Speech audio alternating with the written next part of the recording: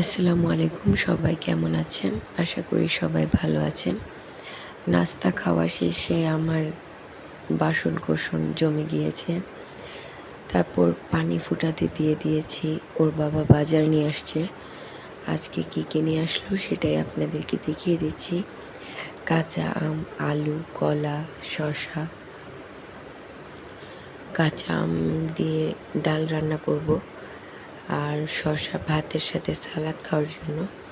আর কলা আমার ঘরে সবসময় রাখার চেষ্টা করি আমি, তো যার কারণে এগুলো নিয়ে আসছি। আর বাচ্চার খিচুড়ি তরকারিতে অনেক সময় আলু প্রয়োজন হয়, তো আলুটা সবসময় বাসায় থাকা দরকার আসলে। তো এই হচ্ছে আজকের বাজার সদাই। আর হচ্ছে এই গরম তো পড়েছে অনেক, এই গরমে শসা খুবই উপকারী।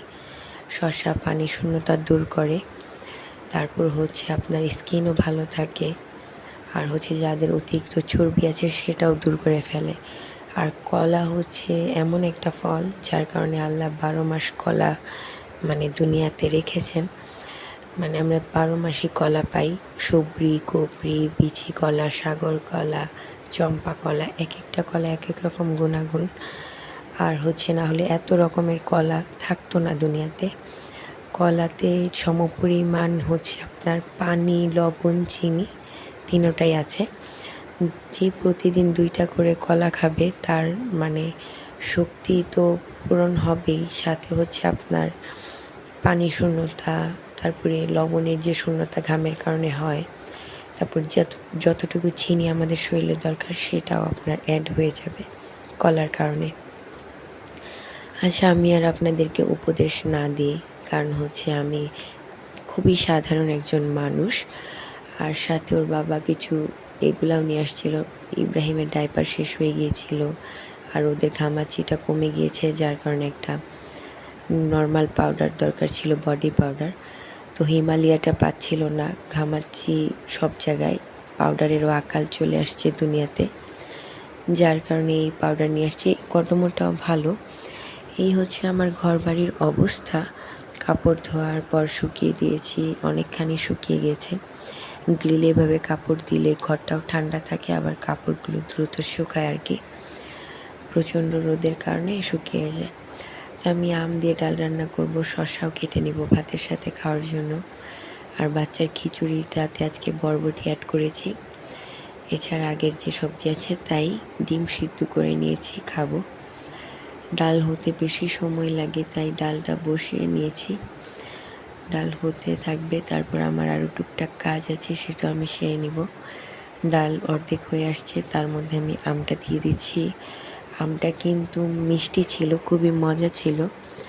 কেজি ছিল 130 টাকা করে। এছাড়া 30 টাকা 20 টাকা কেজি আমও আছে, ওগুলো খুবই টক। তো আমি সেরকম একটা টক খাই না, তাই আমার হাজব্যান্ড এই আমটাই নিয়ে আসছে বেশি দাম দিয়ে। ডালটা বাগার দিয়ে দিব, তারপর হচ্ছে আমি একে একে তরকারি কেটে রান্না করে ফেলবো আজকে। একটু তেল দিয়ে দিচ্ছি পেঁয়াজের সাথে। আর ভিটামিন সি জাতীয় খাবার কিন্তু খাওয়া দরকার। আমাদের অনেকের জ্বর ঠোসা হয়, তারপর ঠোঁটে ঘা হয়, জিহ্বাতে ঘা হয়, ঠোঁটের ভিতরি ভাগ উপরি ভাগের ভিতর দিয়ে ঘা হয়, মাড়িতে ঘা হয়, তারপরে জিহ্বাতে ঘা হয় অনেকের, যার কারণে ভিটামিন সিটা আমাদের স্কিনে থাকা কিন্তু খুবই জরুরি। স্কিনও ভালো থাকবে, রোগ প্রতিরোধ ক্ষমতাও বাড়বে। আর হচ্ছে আপনার প্রত্যেকটা ভিটামিনই তো আমাদের শরীরে দরকার, তাই না? তো যার কারণে ভিটামিন সিটাও আমাদের শরীরে দরকার। তো আম দিয়ে ডাল রান্না করব, তাই আমি আজকে লেবুর শরবত করে নিই। আর চিংড়ি মাছ দিয়ে, বরবটি দিয়ে, টমেটো, আলু দিয়ে আমি একটা তরকারি রান্না করব। গরমে আমি একটু সিম্পল খাবারই খাওয়ার চেষ্টা করছি আর কি। আর চিংড়ি মাছটা আমি ফার্স্টে ভেজে নিব মিডিয়াম আঁচে, হালকা একটু তেল দিয়ে আমি ভেজে নিব। কারণ আমি তেল বেশি দিয়ে অত করি না, কারণ হচ্ছে তেল যত আপনার ভাজা হয় তত ক্ষতির দিকে চলে যায় আর কি। 4 জন পরিবার, যে পরিবারে 2 জন মানুষ আছে বা 4 জন ছোট বড় মিলে, তাদের পরিবারে 2 লিটার তেলই যথেষ্ট।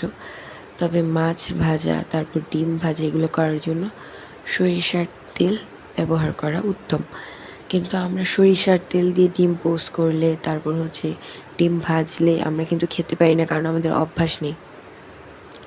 তো যার কারণে আমাদের সয়াবিন তেলটাই লাগে বেশি। তো আমরা ওই যে অনেকে মাছ ভাজার পর অনেকখানি তেল রয়ে যায়, সেগুলো রেখে দেয় বা বারবার একই তেল, পুরাতন তেল ব্যবহার করে, হোটেলেও সেম করে, যার কারণে আমাদের হার্টে প্রবলেম হয়, বিভিন্ন রোগ ব্যাধি হয়।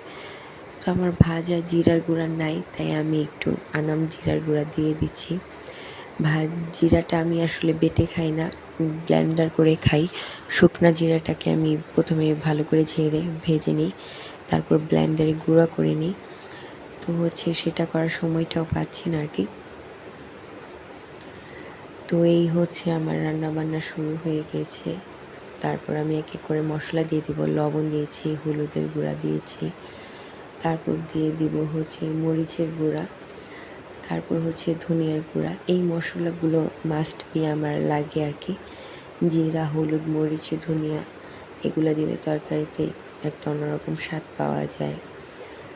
তো যাই হোক, আমি তরকারিটা বসানোর জন্য সব কিছু তো রেডি করেই নিয়েছি। তারপর হচ্ছে একে একে সব দিয়েই দিব। পেঁয়াজটা হালকা ভাজা হয়ে আসলে আমি এর মধ্যে আনা মরিচ আর টমেটো দিয়ে দিলাম, কারণ টমেটোটা যত গলে যাবে তত সুন্দর একটা তরকারিতে কালার চলে আসবে আর খুবই খেতে মজা লাগবে, ঝোলটাও ঘন হবে। সমস্ত বাটিতে মশলাগুলো দিয়ে দিলাম। এখন এটাকে একটু কষিয়ে নেব, তারপর হচ্ছে এতে একটু পানি দিয়ে দিব। মশলাটা পুড়ে গেলে তিতা তিতা হয়ে যাবে, যার কারণে আমি এটাতে পানি দিয়ে একটু নেড়ে ছেড়ে নিচ্ছি। বরবটি আলু দিয়ে ভাজিও খাওয়া যায়, আবার এইভাবেও খাওয়া যায়, বিভিন্ন সবজির সাথে অ্যাড করেও খাওয়া যায়, যে যেভাবে পারে আর কি খেতে পারেন। তবে বরবটি আর ঢেঁড়সে প্রচুর পরিমাণে আয়রন থাকে, তো যার কারণে এগুলো মাত্রাতিরিক্ত খাওয়া ঠিক নয়। এটা আমার কথা না, আমি যত যা অ্যাডভাইস বা উপদেশ আপনাদেরকে দিই আমার ভিডিওর মাধ্যমে, সেগুলো কিন্তু সব কিছুই ডাক্তারদের পরামর্শ।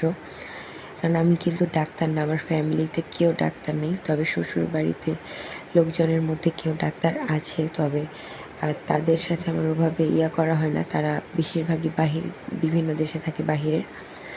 তো আমি যতটুকু জানি ইউটিউব দেখে, ফেসবুক দেখে, তারপর হচ্ছে আমার 2টা বাচ্চা আছে, ওদের জন্য আমি অনেকবার হসপিটালে দৌড়াদৌড়ি করেছি। তো যতটুকু আমার আইডিয়া হাদিস কালামের উপর, ততটুকুই আমি আপনাদেরকে জ্ঞান দেওয়ার চেষ্টা করি। তবে জ্ঞান তো আসলে কেউ আমরা নিতে চাই না, কিন্তু জেনে রাখা ভালো, এটাই বলবো।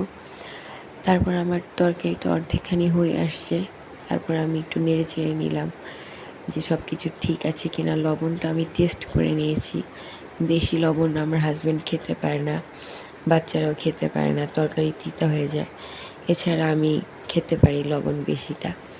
ফাইনালি আমার তরকারিটা হয়ে গিয়েছে, এখন আমি ভাত খেয়ে নিব, আমি আর আমার বাচ্চা। আমার হাজব্যান্ড অফিসেই খাবার খায়। আজকের ভিডিওটা এই পর্যন্তই।